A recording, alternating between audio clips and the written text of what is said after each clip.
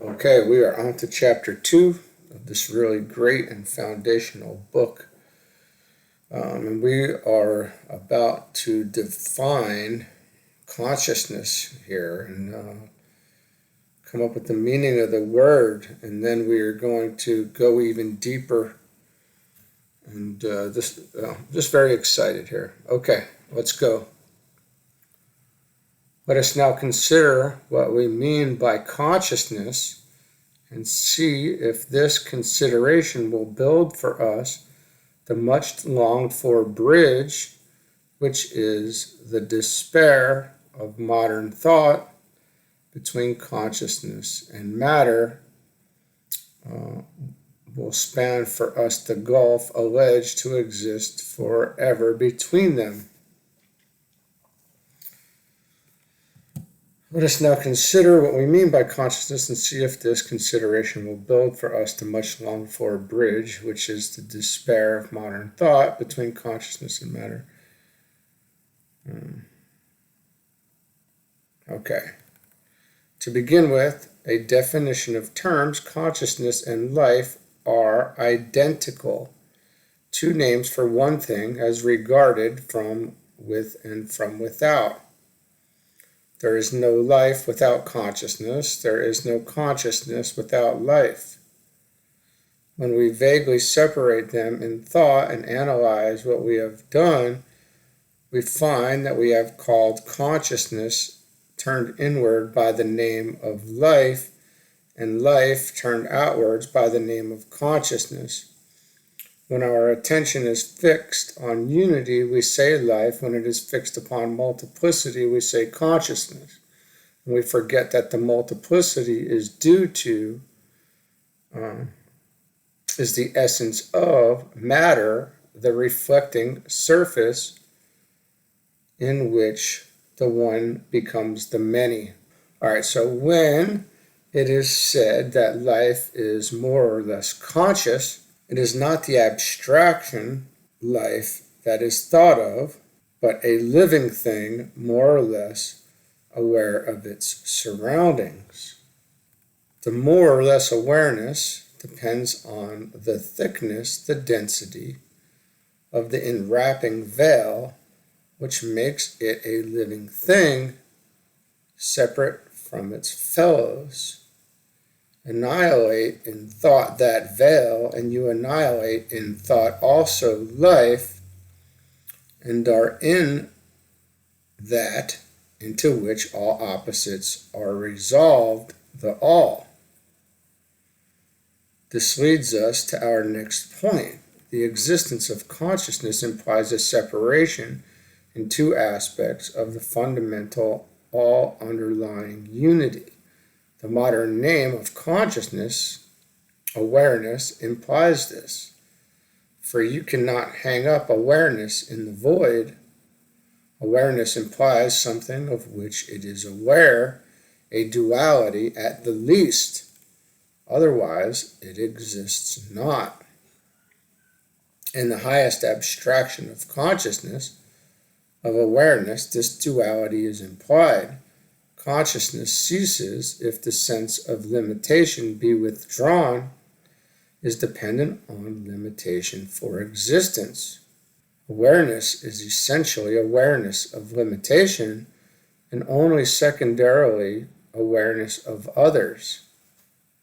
Awareness of others comes into being with what we call self-consciousness, self-awareness.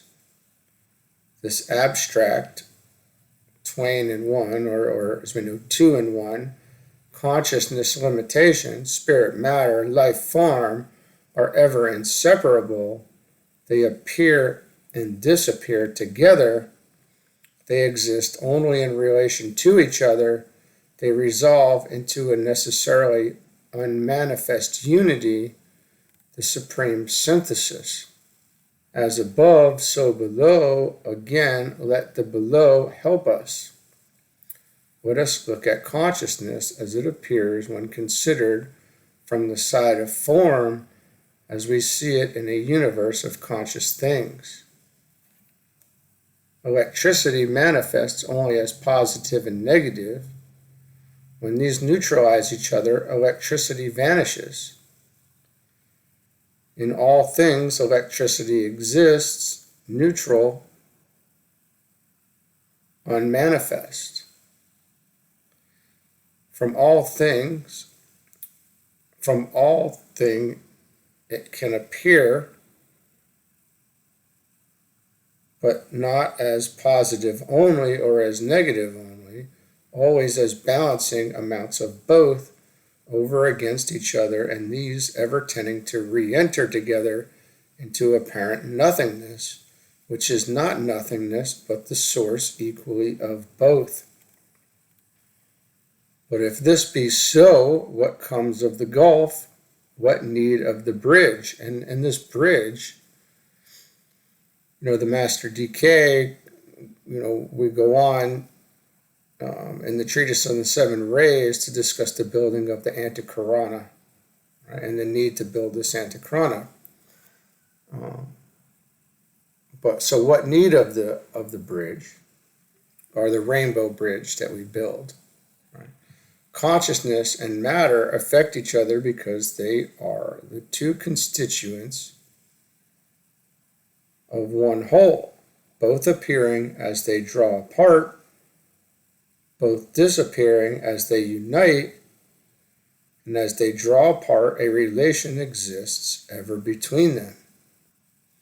There is no such thing as a conscious unit which does not consist of this inseparate duality, a magnet with two poles ever in relation to each other.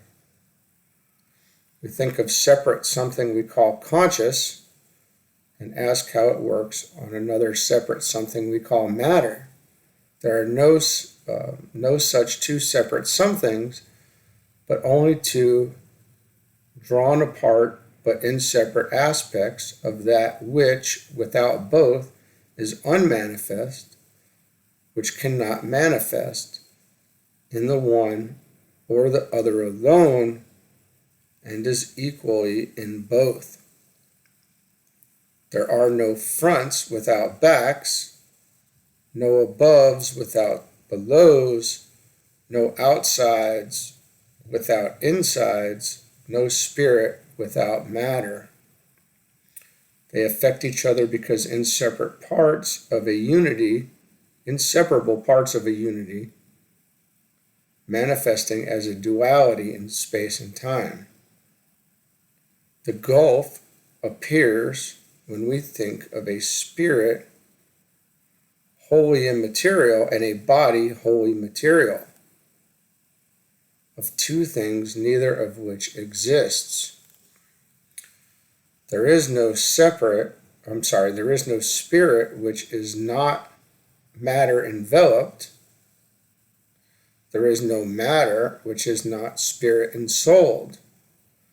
The highest separated self has its film of matter, and though such a self is called a spirit because the consciousness aspect is so predominant, nonetheless is it true that it has its vibrating sheath of matter, and that from this sheath all impulses come forth which affect all other denser material sheaths in succession.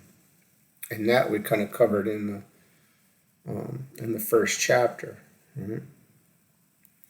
So let's go back and check out this this footnote here. Disappearing as they unite, as they draw apart, a relation ever exists between them. And this is talking about the gulf.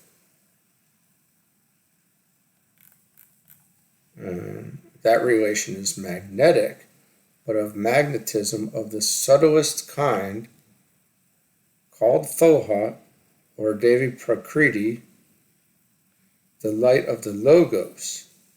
It is of substance, and in it the essence of consciousness and essence of matter exists, polarized, but not drawn apart. To say this is not to materialize consciousness, but only to recognize the fact that the two primary opposites, consciousness and matter, are straightly bound together, are never apart, not even in the highest being.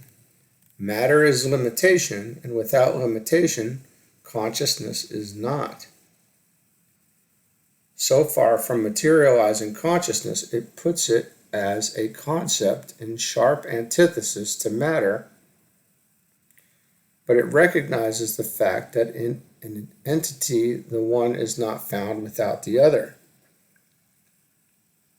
In a thing, I guess you could say. So the densest matter, the physical, has its core of consciousness. The gas, the stone, the metal is living, conscious, aware. Thus oxygen becomes aware of hydrogen at a certain temperature and rushes into combination with it. Let us now look out of consciousness from within and see the meaning of the phrase, matter is limitation. Consciousness is the one reality in the fullest sense of that much used phrase. It follows from this that any reality found anywhere is drawn from consciousness. Hence, everything which is thought is. That consciousness in which everything is, everything literally, possible as well as actual being, that which is thought of as existent by a separated consciousness in time and space, and possible, all that which is not so being thought of at any period in time and point in space, we call absolute consciousness. It is the all, the eternal, the infinite, the changeless. Consciousness, thinking time and space and of all forms as existing in them in succession and in places, is the universal consciousness, the one called by the Hindu the Saguna Brahma, the eternal with attributes, the Pratyag Atma, the inner self, by the Christian God, by the Parsi Hormuzd, by the Muslim Allah, the Muslim, like Muslim, Allah. Consciousness dealing with a definite time, however long or short, with a definite space, however vast or restricted, is individual, that of a concrete being. A lord of many universes, or some universes, or a universe, or of any so-called portion of a universe, his portion, and to him therefore a universe, these terms varying as to extent with the power of consciousness, and what we're conscious of at that point, so much of the universal thought as a separate consciousness can completely think, i.e. on which he can impose his own reality, can think of as existing like himself in his universe. To each universe, the being who is its Lord gives a share of his own indefeasible reality, but is ever himself limited and controlled by the thought of his superior, the Lord of the universe, in which he exists as a form. Thus we, who are human beings, exist in a solar system, again our chart over here, and are surrounded by innumerable forms, which are the thought forms of the Lord of our system, our Ishvara, or ruler, the divine measure, and the axis of growth, thought by the third logos, over here, activity aspect, intelligent activity, govern the forms of our atoms, and the surface thought of by him as the limit of the atom and resistant, offers resistance to all similar atoms. Thus we receive our matter and cannot alter it, save by the employment of methods also made by his thought. Only so long as his thought continues can the atoms, with all composed of them, continue to exist, since they have no reality save that given by his thought. So long as he retains them as his body by declaring, I am this, these atoms are my body, they share my life, so long they will impose themselves as real on all the beings in this solar system, whose consciousnesses are clothed in similar garments. When at the end of the day of manifestation he declares, I am not this, these atoms are no longer my body, they no longer share my life, then shall they vanish as the dream they are, and only that shall remain which is the thought form of the monarch of a vaster system. And only that shall remain which is the thought form of the monarch of a vaster system. Right. Thus, as spirits, we are inherently, indefeasibly divine, with all the splendor and freedom implied in that word. But we are clothed in matter, which is not ours, which is the thought forms of the ruler of our system, controlled again by the rulers of a vaster system in which ours is included. And we are only slowly learning to master and use it. Hence why we call this the nursery. When we realize our oneness with our ruler, then the matter shall have no longer power over us, and we shall see it as the unreality it is, dependent on his will, which then we shall know as also ours. Then we can play with it as we cannot, while it blinds us with its borrowed reality. Looking thus out of consciousness from within, we see even more plainly than we saw looking at it from the world of forms, that there is no gulf and no need for a bridge. Consciousness changes, and each change appears in that matter surrounding it as a vibration,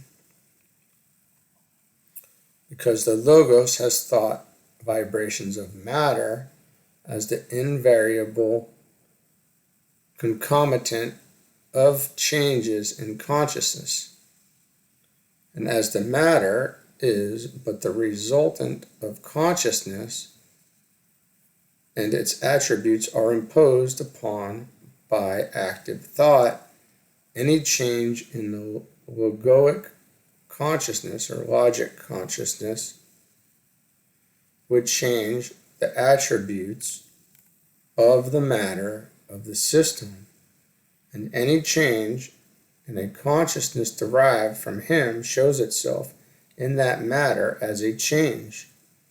This change in matter is a vibration, a rhythmical movement within the limits set by him for the mobility of masses of matter in that relation. Change in consciousness and vibration of the matter limiting it is a pair imposed by thought of the logos on all embodied consciousness in the universe. That such a constant relation exists is shown by the fact that a vibration in a material sheath accompanying a change in the ensouling consciousness and causing a similar vibration in the sheath ensouled by another consciousness is found to be accompanied by a change in that second consciousness similar to the change in the first.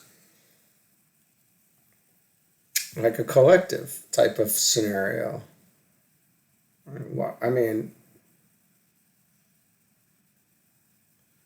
when a change is made here, it's going to be felt by the whole. If we're aware, if we can be aware of it, I suppose. In matter far subtler than the physical, as mind stuff, the creative power of consciousness is more readily seen than in the dense material of the physical plane. Matter becomes dense or rare and changes its combinations and forms according to the thoughts of a consciousness active therein. While the fundamental atoms, due to the logic thought, or logoic thought, I think that's what we mean here, remain unchanged, they can be combined or dissociated at will. Such experiences open the mind to the metaphysical conception of matter and enable it to realize at once the borrowed reality and the non-entity of matter. A word of warning may be useful with regard to the often repeated phrases of consciousness in a body, consciousness ensouling a body, and the like. The student is a little apt to figure consciousness as a kind of rarefied gas enclosed in a material receptacle, a kind of bottle. If he will think carefully, he will realize that the resistant surface of the body is but a logic thought form. And it is there because thought there. Consciousness appears as conscious entities because the logos thinks such separations, thinks the enclosing walls make such thought limitations. And these thoughts of the logos are due to his unity with the universal self and are but a repetition within the area of a particular universe of the will to multiply. A careful dwelling in mind on the distinctions above traced between absolute consciousness, universal consciousness, and individual consciousness will prevent the student from asking the question so often heard, why is there any universe? Why does all consciousness limit itself? Why should the perfect become the imperfect, all power become the powerless, God become the mineral, the brute, the man? In this form, the question is unanswerable, for it is founded on false premises. The perfect is the all, the totality, the sum of being. Within its infinity, as above said, is everything contained, every potentiality as well as actuality of existence. And that has been, is, will be, can be, ever is, in that fullness, that eternal. Only itself knows itself in its infinite, unimaginable wealth of being, because it contains all pairs of opposites, and each pair, in affirming itself, to the eye of reason, annihilates itself and vanishes, it seems a void. But endless universes arising in it proclaim it a plenum. This perfect never becomes the imperfect. It becomes nothing. It is all spirit and matter, strength and weakness, knowledge and ignorance, peace and strife, bliss and pain, power and impotence. The innumerable opposites of manifestation merge into each other and vanish in non-manifestation. The all includes manifestation and non-manifestation. The diastole and systole of the heart, which is being. The one no more requires explanation than the other. The one cannot be without the other. The puzzle arises because men assert separately one of the inseparate pairs of opposites, spirit, strength, knowledge, peace, bliss, power, and then ask, why should these become their opposites? They do not. No attribute exists without its opposite. A pair only can manifest. Every front has a back. Spirit and matter rise together. It is not that spirit exists and then miraculously produces matter into limit and blind itself, but that spirit and matter arise in the eternal simultaneously as a mode of its being, a form of self-expression of the all, pratyatma, and mula prakriti, expressing in time and space the timeless and spaceless. Because we're coming from the very top of this, right? We're coming from the top of this chart, and we're talking about the top, and now we're coming down, and that seems to be the theme. And this is great way to put it together. The monads. We have seen that by the action of the third logos, a fivefold field has been provided for the development of units of consciousness, and that a unit of consciousness is a fragment, a portion of the universal consciousness, thought into separation as an individual entity veiled in matter, a unit of the substance of the first logos, to be sent forth on the second plane as a separate being. Such units are called technically monads. These are the sons abiding from everlasting, from the beginning of a creative age, in the bosom of the Father, who have not yet been made perfect through sufferings. And that's from Hebrews. Each of them is truly equal to the Father as touching his Godhead, but inferior to the Father as touching his manhood. And that I remember having read this, and it's from the Athanasian Creed, and that is just an absolutely incredible quote right there. I remember having read this before, and it hit me the last time too. And that need to be made perfect through sufferings, right? And each of them is to go forth into matter in order to render all things subject to himself. He is, and that was from Corinthians, he is to be sown in weakness, that he may be raised in power. Let's see where these came from to make sure. The Athanasian Creed, 1 Corinthians, and then Corinthians again. Raised in power from a static logos enfolding all divine potentialities. He is to become a dynamic logos unfolding all divine powers, omniscient, omnipresent, on his own second plane, but unconscious, senseless on all the others.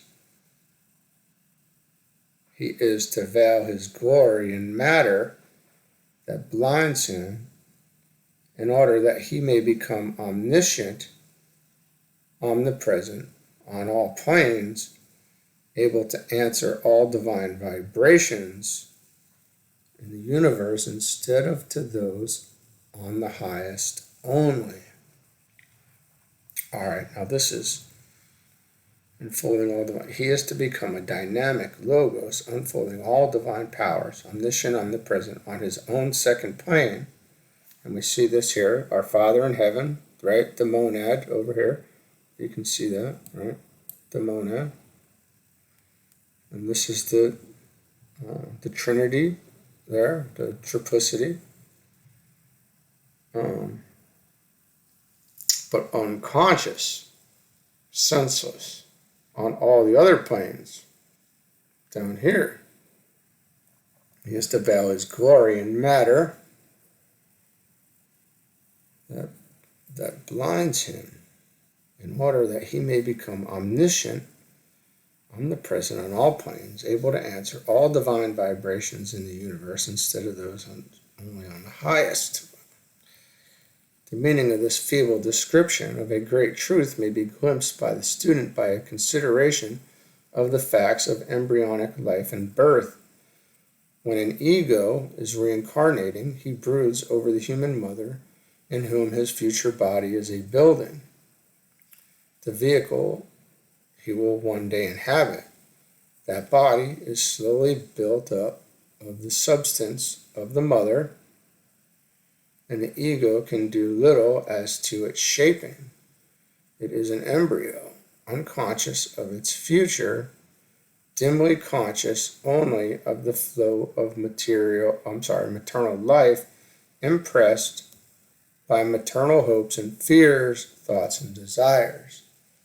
Nothing from the ego affects it, save a feeble influence coming through the permanent physical atom, and it does not share, because it cannot answer to, the wide-reaching thoughts, the aspiring emotions of the ego as expressed by him in his causal body.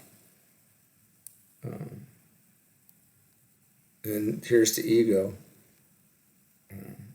setting down here, right?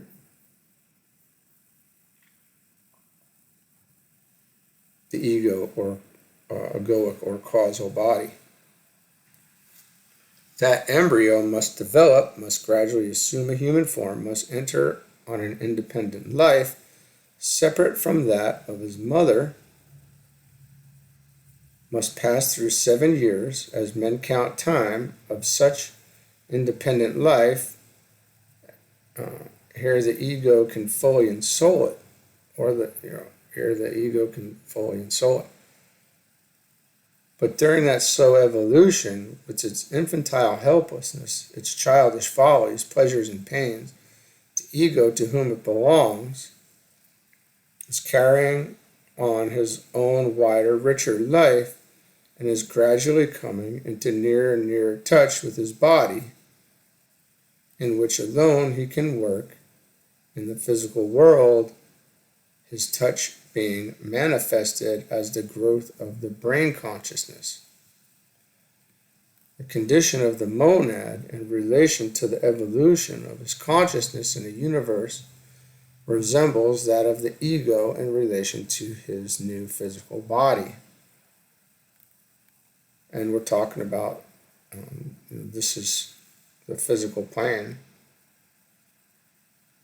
in the chart, and these are the lower 3 worlds, these lower 18, we'll call the lower 18, the 7 subplanes of the physical astral, and the 4 of the lower mental, or concrete mental. His own world is that of the second, the Anapadaka plane.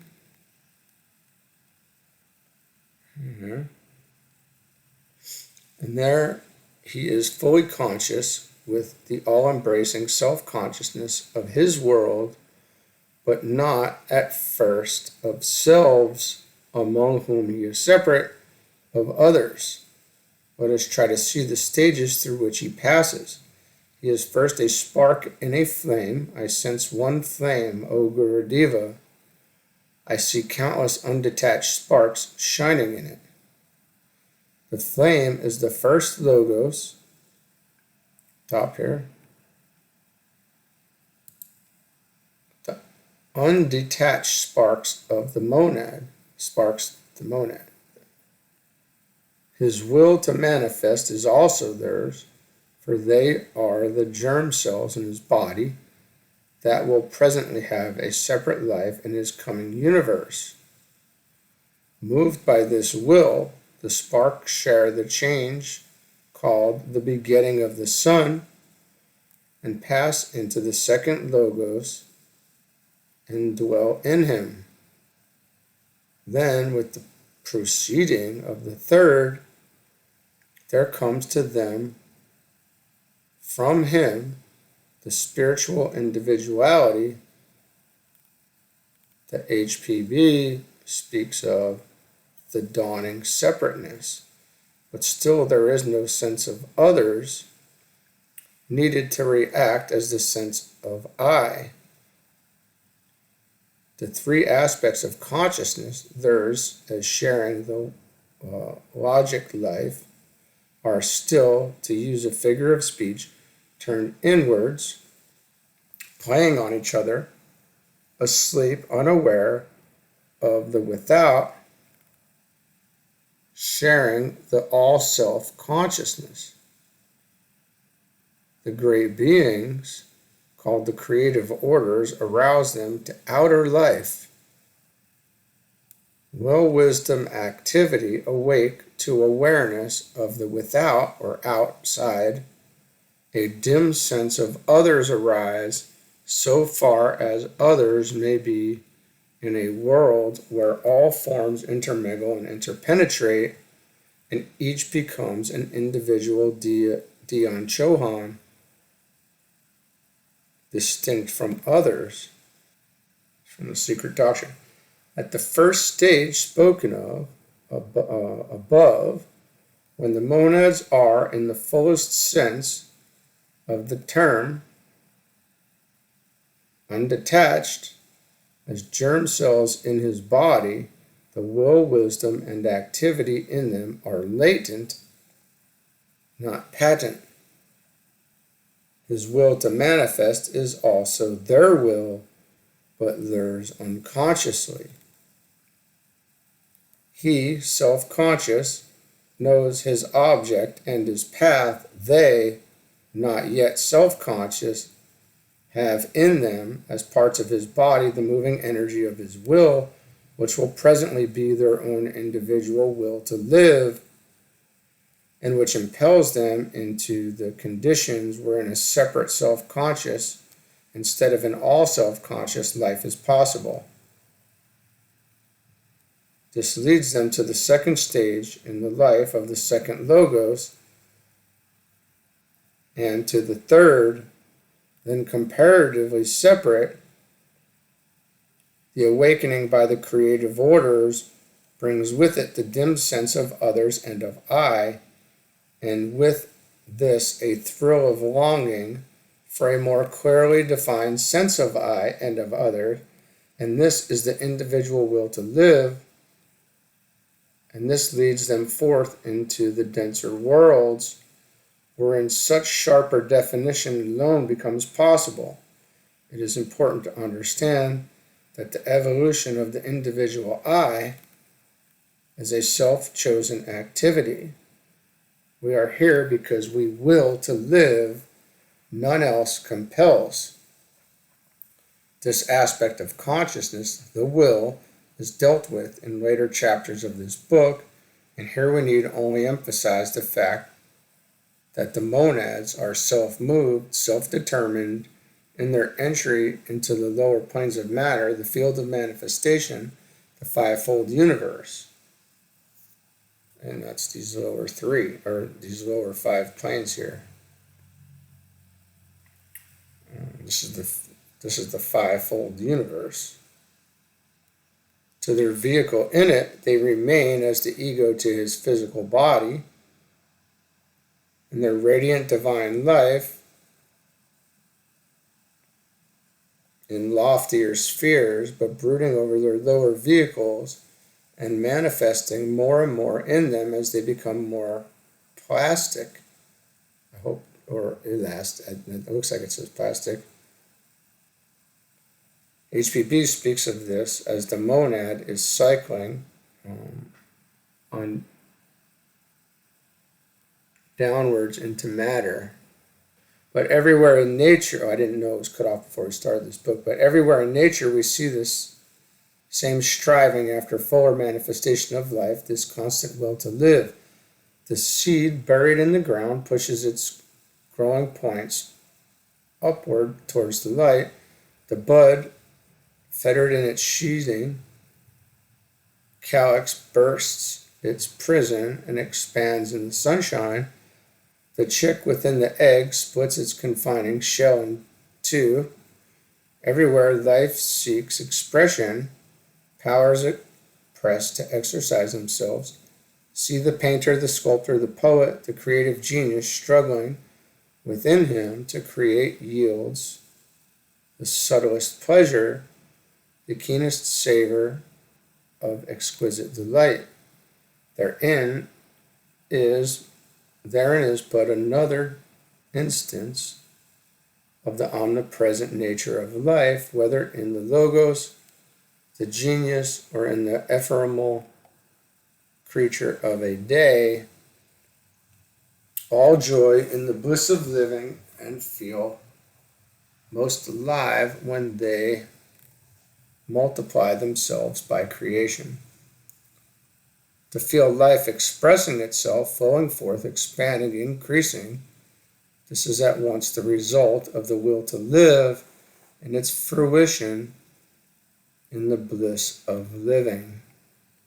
Some of the monads, willing to live through the toils of the fivefold universe in order to master matter and in turn to create a universe therein, enter into it to become a developed God therein, a tree of life, another fount of being. The shaping of a universe is the day of forthgoing. Living is becoming. Life knows itself by change. Those who will not to become masters of matter, creators, remain in their static bliss, excluded from the fivefold universe, unconscious of its activities. For it must be remembered that all the seven planes are interpenetrating, and that consciousness on any plane means the power of answering to the vibrations of that particular plane. Just as a man may be conscious on the physical plane because his physical body is organized to receive and transmit to him its vibrations, but be totally unconscious of higher planes, though their vibrations are playing on him because he has not yet organized sufficiently his higher bodies to receive and transmit to him their vibrations.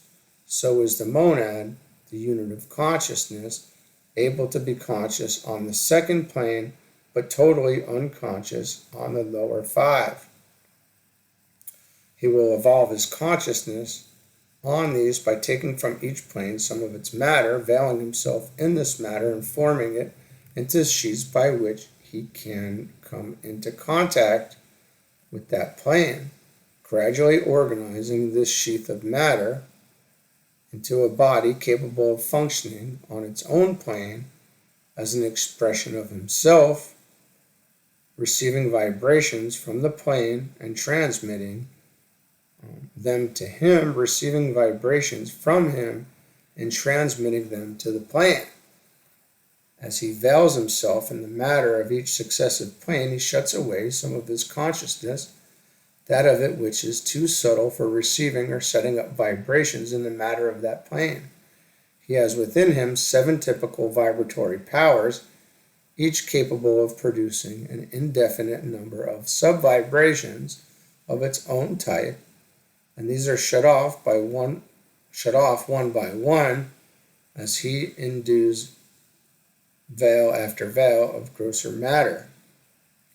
the powers in consciousness of expressing itself in certain typical ways, using the word power in the mathematical sense, consciousness to the third consciousness, to the fourth, etc., are seen in matter as what we call dimensions.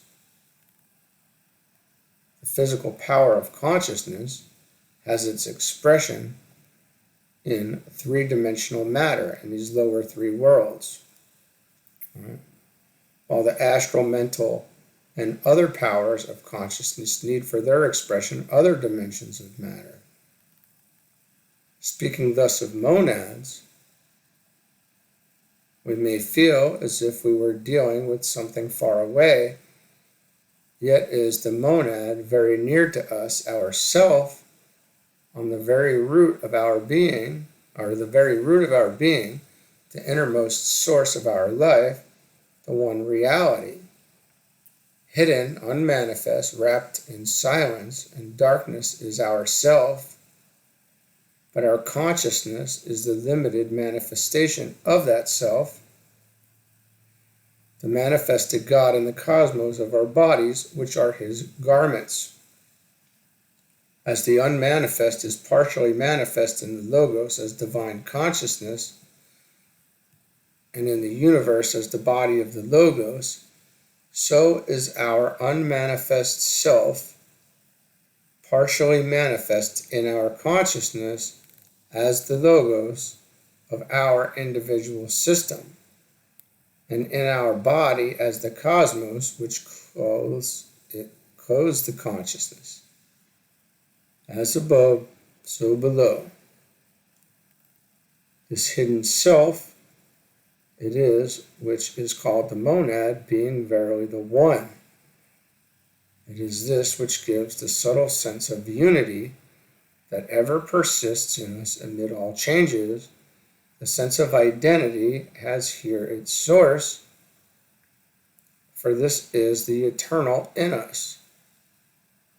The three outstreaming rays which come from the monad to be dealt with presently are his three aspects or modes of being, or hypostasis, reproducing the logoi of a universe, the will, wisdom, and activity, which are the three essential expressions of embodied consciousness, the familiar atma-buddhi manas of the theosophist. The consciousness ever works as a unit on the various planes, but shows out its triplicity on each.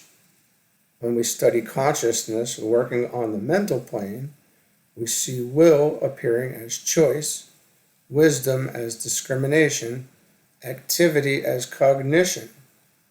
On the astral plane, we see will appearing as desire, wisdom as love, and activity as sensation.